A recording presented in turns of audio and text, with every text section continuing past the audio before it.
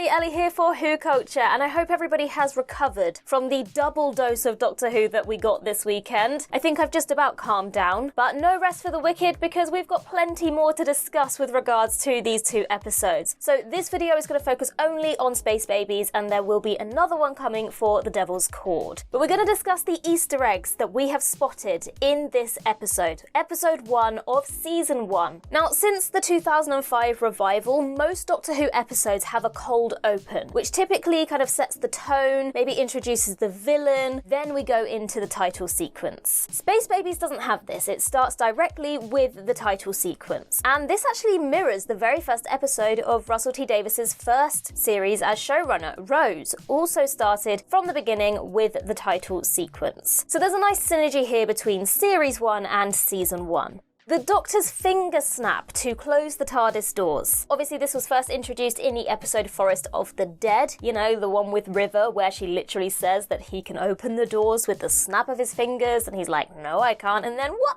Oh my god, I can! And this has been shown in various other episodes since then. We saw it in The 11th Hour, Day of the Moon, and plenty of other episodes as well. In this particular episode, it seems that it does more than just shut the door, because the lights changed and all sorts of other things happened, so I think maybe the Doctor's learning that he can control the TARDIS in other ways with the snap of his fingers, apparently. While they're in the TARDIS, the Doctor explains that on Gallifrey, the Time Lords tended to use titles, like the Doctor, rather than people's names. One of the names that was mentioned was the Rani. So the Rani is a renegade Time Lord who was a big villain for the 6th and 7th Doctors in the classic era of Doctor Who. She was last seen in 1987's Time and the Rani, unless you want to count the 1993 charity Doctor Who EastEnders crossover, Dimensions in Time, but I'll let you decide if that counts or not. Every single time there's a mysterious new character in Doctor Who, especially if they are a Time Lord, the Rani's name is thrown into the mix, and there's speculation that the Rani will be returning. So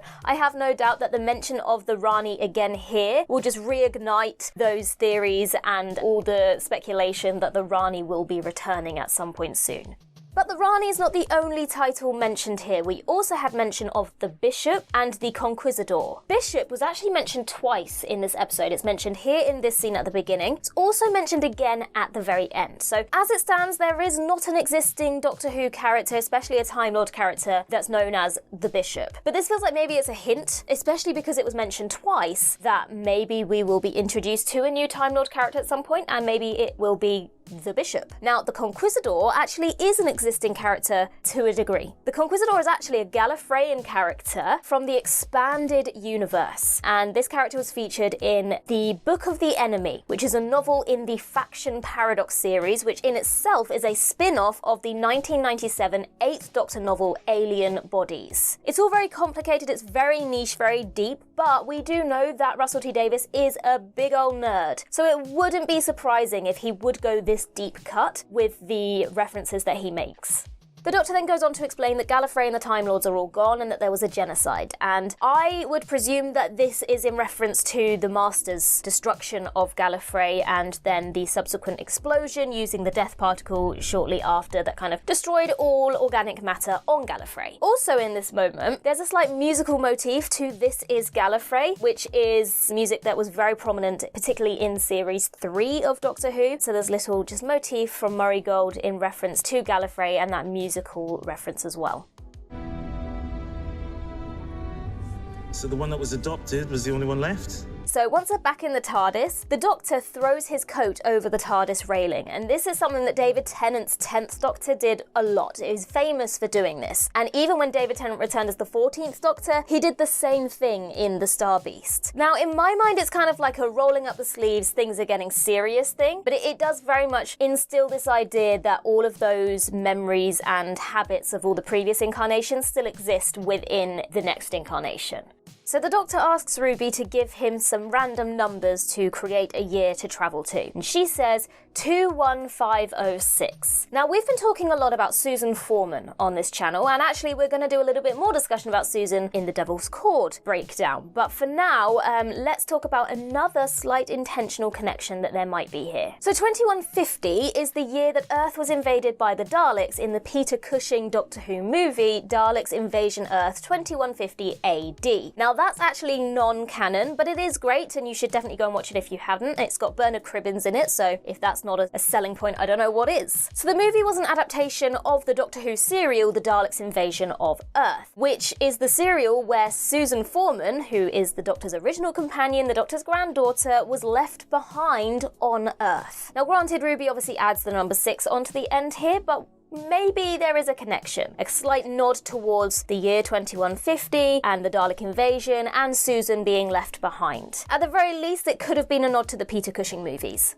The one you've all been waiting for, folks, Star Trek name drop. Ruby literally says when she realises that the TARDIS has gone through the walls, it's like the matter transporter in Star Trek, and the Doctor says, we gotta visit them one day. It's pretty much confirmation that the Star Trek universe and the Whoniverse are one and the same. Now, the thing is, Star Trek has been referenced in Doctor Who before. Rose kept wanting the Doctor to be more Spock-like. There also was a crossover in a comic book where the 11th Doctor met Captain Picard. But every reference to Star Trek that we've seen so far has been in reference to it as a fictional thing, as opposed to a reality. Now, we know that Russell T Davies is a Trekkie, and he even commented on this inclusion of the Star Trek reference in an interview with Collider, and this is what he said. The interesting thing about that reference is it's not the first time Doctor Who's referenced Star Trek, but it is the first time Doctor Who's referenced Star Trek as if it's real. He says, let's go visit them, so I think that should just cause excited ripples around the world. We see the Doctor and the companion standing in front of a giant space window. Now, this is a common sight for Doctor Who, and surely in this particular instance was a good nod towards Russell T Davies' episode from his first era, The End of the World. This was also the second episode between the Doctor and a new companion. In this case, it was Nine and Rose. And if you include the Church on Ruby Road, this too, Space Babies 2, is the second episode between a Doctor and their new companion. Now, the concept was also used in The Beast Below, where the 11th Doctor and Amy Pond had a very similar situation. And again, this was their second episode together. So it seems like a common theme for the second episode to show this similar shot. Also in this scene, the Doctor sonics Ruby's phone so she can phone Carla. This is like a direct copy and paste of the scene in The End of the World. So again, it's nice to see these kind of repeated instances, these common themes that have come over from Russell T Davies' first era into his second era. Mavity! Mavity is on the screen. Obviously, we know from Wild Blue Yonder, Doctor and Donna interfered a little bit with history and influenced Isaac Newton to form the word mavity instead of gravity. And since then, mavity has been the new gravity in any Doctor Who episode. We had all the mass and density, and mavity exists in the glove, which was a line directly from the Church on Ruby Road. Here on the screen, it says mavity, not gravity, so it's clearly a running gag at this point. History has been altered and they're sticking with it. Mavity, what is gravity? Mavity. The Doctor says that the TARDIS has got a perception filter that translates the on-screen text for Ruby to be able to read. Now, perception filters have been used throughout Doctor Who, especially New Who, to disguise people and objects. For example, you've got the Doctor's fob watch in Human Nature and the Family of Blood, and then obviously the Master has the same thing. You've got the top of Craig's house in The Lodger. Now, as far as I can tell, this is the first time they've used a perception filter as a translation device. Usually, the explanation for why a companion can understand all languages is the TARDIS translation matrix, as opposed to a perception filter. The translation matrix basically means that anyone who travels in the TARDIS has this kind of automatically applied thing in their brains where they can read and understand all languages that they come across as like a little bonus of traveling in the TARDIS. But this seems to give a different explanation for that. Another Star Trek reference. Captain Poppy's command chair. Pretty reminiscent of Captain Kirk's command chair in the original series on the Enterprise, especially the buttons on the sides and the shape of it from behind. So Ruby is going through the names of the different babies, and one of the babies is called Boo. Now, this wouldn't be the first Disney baby with the name Boo. Of course, there is young little Boo from Monsters, Inc. And I know that some of you are going to go, oh, you just referred to Doctor Who as Disney, but kind of is at this point. Now, Ruby also says that one of the babies is called Tasha, and considering all of the other Star Trek references throughout this episode, it's possible that this could be in reference to the Next Generation character Tasha Yar, who was a bridge officer on the Enterprise D. And this is a baby bridge officer on the Space Baby station.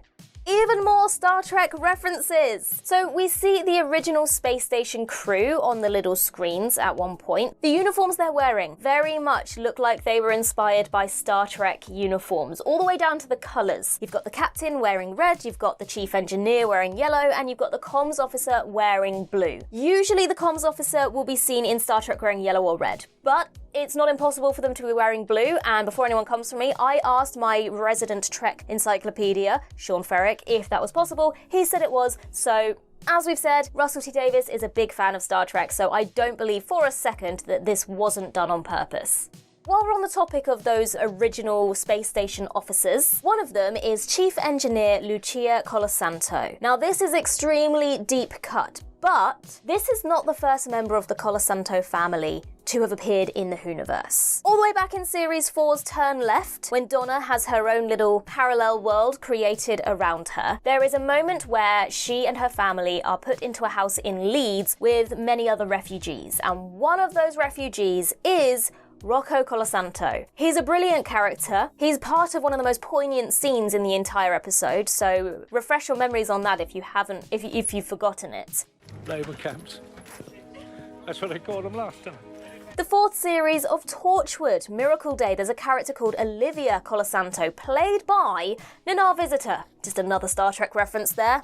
Olivia's grandfather was Angelo Colasanto, who had a very close relationship with Captain Jack Harkness in New York in the 1920s. Now obviously it's not been explicitly stated that all of these Colasantos are part of the same lineage, but we like to think that they are, especially when you think about the fact that Angelo and Rocco are both Italian, and it would seem that Lucia is also Italian, especially when you look at the actress who played her made a post on Instagram and said that she was playing an Italian astronaut, so I think it's supposed to be that all of these Colasantos are from the same family. Another one of those crew members on the screen was, of course, Susan Twist. Now, I think I just need to remind everyone, because I have fallen into this trap as well. Susan Twist is the name of the actress, not the character. But because there's so many different characters, we all just keep referring to this one overall mystery as Susan Twist. So as of Space Babies, Susan Twist has had 3 separate, seemingly unrelated appearances in Doctor Who. Mrs. Merridew in While Blue Yonder, there was a woman in a pub in the church on Ruby Road, and now the comms officer here in Space Babies. Now she also has a small role in The Devil's Cord as well, and we've seen in the trailers for season 1 that she's going to appear in at least the finale. But who she is, what her motives are, how she's appearing as all these various different people does remain to be seen at this point. But arguably this is one of the most fascinating mysteries of the show so far. I would go as far as to say I'm more intrigued by who this random person is than I am about who Ruby is at this point. So Jocelyn mentions the nanny filter. Basically translates whatever the person is saying into a nicer way of saying it, you know. So we all know what waste products was supposed to be, or what an illegitimate child was supposed to be.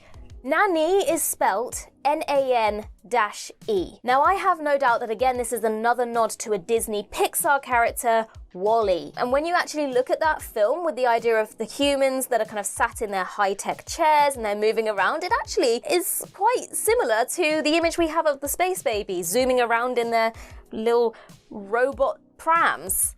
Jocelyn blasts the bogeyman out of an airlock into space, or at least she tries to blast the bogeyman out of an airlock into space. This is almost definitely a direct nod to the film Aliens, when Ripley does pretty much the exact same thing, blasts the alien queen out of an airlock. Obviously, Ripley has a little bit more success than Jocelyn does, but it does make you wonder that if the Doctor was there when Ripley was doing that, whether he would feel sorry for the alien queen, as he did for the bogeyman, or whether he would agree that that one needs to be spaced.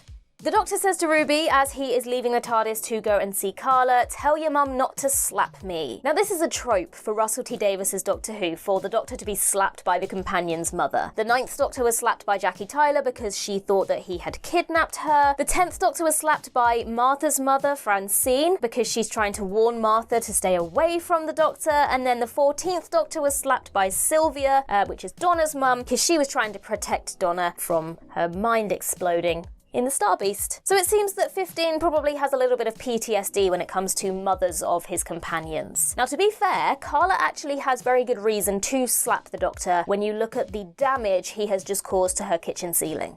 We have the Doctor performing a scan on Ruby inside the TARDIS, because like us, he is very confused about who the hell she is and where the hell she's come from. Now, the scan didn't actually reveal anything that we didn't already know, but it did feel like a direct repeat of a moment that we had in Series 6. So we have the 11th Doctor scanning Amy Pond to check whether she was or wasn't pregnant, because at one moment she said she was, and then all of a sudden she wasn't. And the TARDIS couldn't make up its mind. It just kept flittering between pregnant, not pregnant. It couldn't decide. This is because Amy was actually in two places at once. We had the Ganger version and the real version. To cut a very long, complicated story short, things were not as they seemed. So is this a little bit of an indication that things are not as they seem with Ruby? I mean, we kind of already know that things are not as they seem with Ruby, but it definitely indicates that there's something more to this character that remains to be seen at this point, especially when you filter in the fact that there was snow in the TARDIS while this scan was going on. As I mentioned at the beginning, we will have an Easter egg video for the Devil's Cord coming out very soon as well, so keep your eyes peeled for that, and go check out our Ups and Downs reviews for both episodes if you haven't already. In the meantime, I've been Ellie for WhoCulture, and in the words of Riversong herself, goodbye, sweeties.